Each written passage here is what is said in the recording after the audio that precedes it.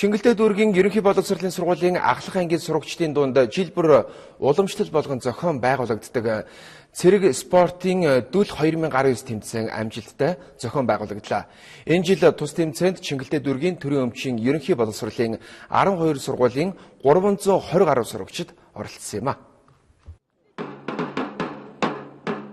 Сурагчдын дунд цэрэг их оронч үзэл хүмүүжил төлөвшүүлэх зорилгоор жил бүр уламжлал болгон зохион байгуулагддаг Чингэлтэй дүүргийн засаг даргын нэрэмжит аврах шалгаруулах цэрэг спортыг дүл 2019 тэмцээн амжилттай болж өндөрлөлөө. Хоёр үе шаттайгаар зохион байгуулагдсан тус тэмцээнд шилдгийн шилдэг баг тамирчид оролцож байгаа төдийгүй нийт Чингэлтэй дүүргийн ерөнхий боловсролын 12 сургуулийн 320 гаруй сурагчид авахаарч самбаа хурд хүчээ сорилоо. Энэ жилийн хувьд бол бас бид сургуулиудад үүсдэг ачааллыг багасгаж засаг дарга шийдвэр гаргаж бүх сургуулиудыг бас цэрэг хуцаар хангаж бүгд одоо жигдэрч орж ирж байгаагаар бас энэ жилийн хувьд бол онцлог байна. Энэ жилийн дүл 2019 тэмцээн нь нийслэл хот үүсгэн байгуулагдсны 380 жилийн ой болон Монгол цэргийн өдөр зэвсэг түвшний 98 жилийн ой мөн халахын голын байлдааны ялалтын 80 жилийн ой зэрэг томоохон ой тохиож байгаа жилд болж байгаараа илүү онцлогтой байна.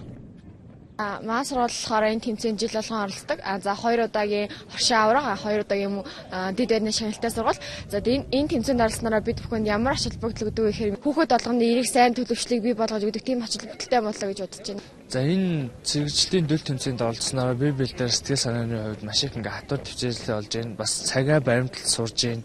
Аль талаараа тэгээд одоо цэрэгт явна гэсэн сонирх хүсэлтэй байсан бол одоо тэр цэргийн талаар бас тодорхой хэмжээний юмыг илүү сайн мэдэж авч байна.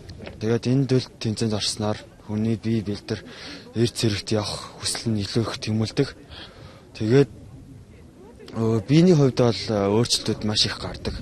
Цаанаас зэх эр хүн ямар ах хэвээр цаанаас илүү мэдрүүлж өгдөг.